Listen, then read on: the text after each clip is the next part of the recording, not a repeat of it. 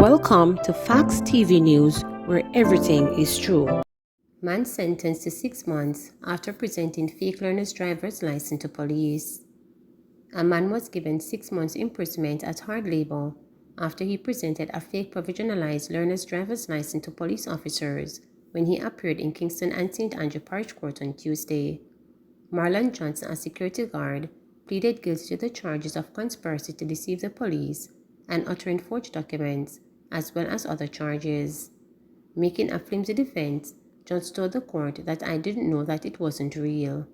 However, Senior Parish Judge Laurie Ann Cole Montague was quick to point out that his comments were inconsistent with his guilty plea of conspiracy to deceive the police.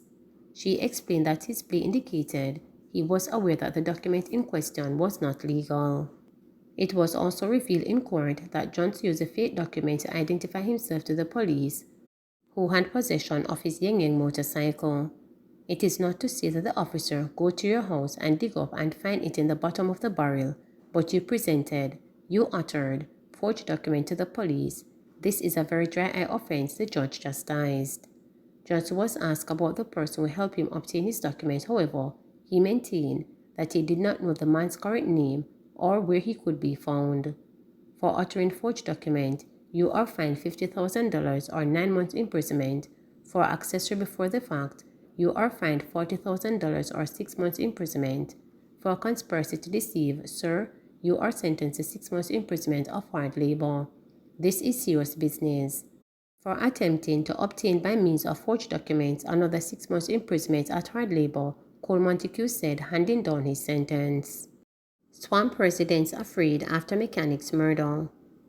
The usually quiet-free community of Swamp in Monique, St. Anne was daunted by the fatal shooting of 50-year-old auto electrician Dwight Abrahams on Tuesday night.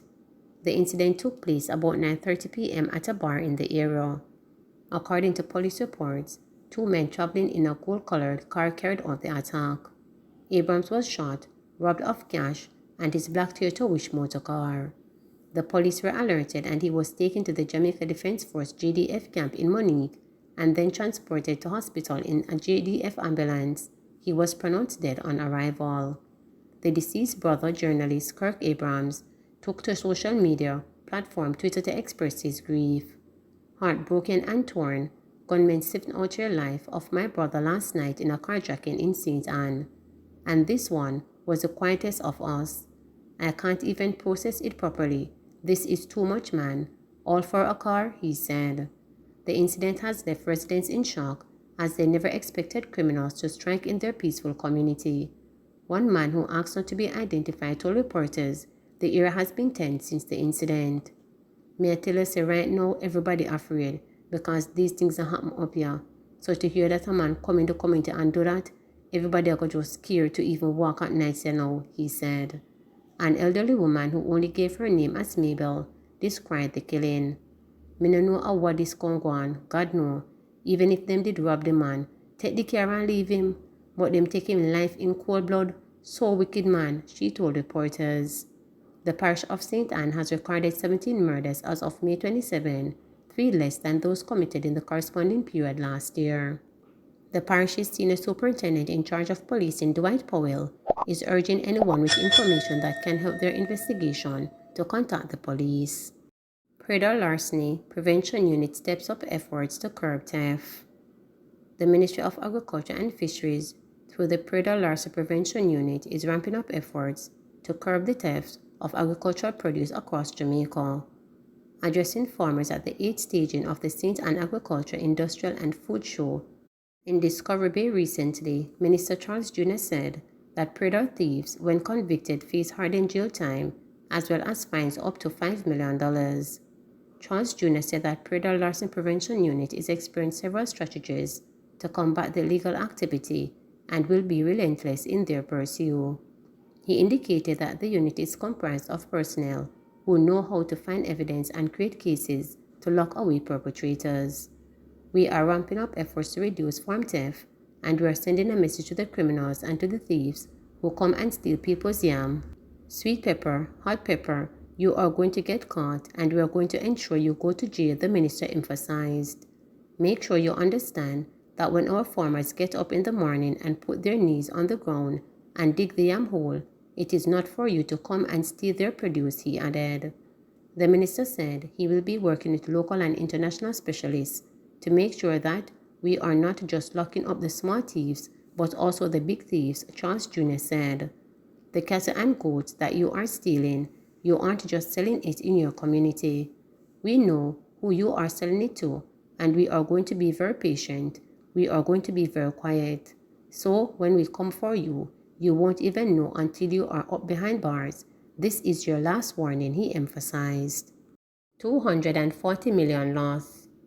A two-day strike by more than 2,000 National Water Commission workers, which followed in wide-scale water lock-offs across the island last month, has resulted in over 240 million in revenue losses. The strike was brought to an end after government and the workers met and signed an agreement for a compensation review to be done and implemented within 6 months. The disgruntled workers were protesting what they said was an outstanding reclassification exercise and their inclusion in an ongoing compensation review. This sparked a wave of other industrial actions, which saw several other public sector employees and their unions, along with air traffic control workers and some staff at the National Housing Trust, mounting protests about similar concerns, as well as work and equipment-related conditions. Providing update from an impact assessment survey done, Dr. Wayne Henry, Director General of the Planning Institute of Jamaica PIOG, said that preliminary estimates show a range of fallouts for revenues, production and consumption as a result of the strikes carried out between May 10 and 11.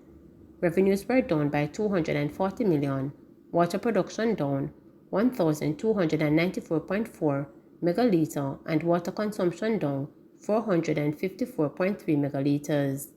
The downturn in water consumption during the period of industrial action was equivalent to 2.1% of total water consumption during April to June 2021 quarter, he said during a quarterly press briefing held on Wednesday, where he also provided update on gross domestic product (GDP) performance for the last quarter of the 2021-2022 fiscal year.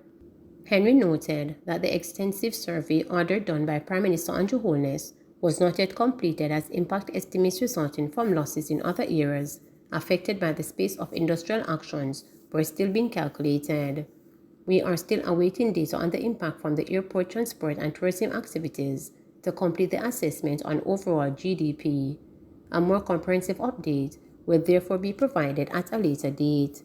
Projecting the continuation of positive growth for the economy, which expanded by 6% during the January to March 2022 quarter, after it registered its fourth consecutive quarter of growth since the pandemic, Henry cautioned against the future labor unrest, which he said could negate some of the positive trends realized during the recovery period. I encourage both the government and private sector employers, as well as the unions representing workers in both the public and private sectors, to approach labor dispute in a manner that will be rewarding in both works and employers and do not cause harm to the development process, he advised. The PIOG, in maintaining a positive long-term outlook for the economy, said it expects growth within the range of 2 to 4% for the current April to June quarter and 2 to 5% for the FY 2022 to 2023. Its previous forecast of 3 to 6% was slightly downgraded as a result of the high levels of uncertainty that continues to surround global development. There has been economic challenges even as countries try to obtain full recovery from the onslaught of the novel coronavirus pandemic. During the financial year 2021-2022, the economy is projected to have grown 8.1%, which the PIOG's preliminary data said was supported by improved performances in all industries except for mining and quartering, which contracted by 39.8%, due mainly to the closure of the Jamaica alumina plant following a fire at the refinery last year, which has been impacting production. The growth recorded for fiscal year 2021-2022 is in line with previous projections and supports the expectation for a return to pre-pandemic output levels by financial year 2023-2024. With respect to the labor market, it is expected that the pre-pandemic employment levels will be regained in the current fiscal year 2022-2023, the Director General said, reiterating the record low 6.2% unemployment rate reported by the Statistics Institute of Jamaica satin for January. 328 new cases, 5 deaths. 328 new COVID-19 cases were reported in the last 24 hours. That's according to the Health and Wellness Ministry's latest update. The new cases come from the testing of 2,667 samples. A positivity rate of 30.8% was recorded. Majority of the new cases are in Kingston and St. Andrew with 107. There were 5 new COVID-19 deaths. More than 3,000 people in Jamaica have died from COVID-19 since the start of the pandemic. There were 131 recoveries reported in the update. The number of people hospitalized with COVID is 124. 27 are moderately ill, 9 are severely ill, and 2 are critical. 8% of those hospitalized are unvaccinated.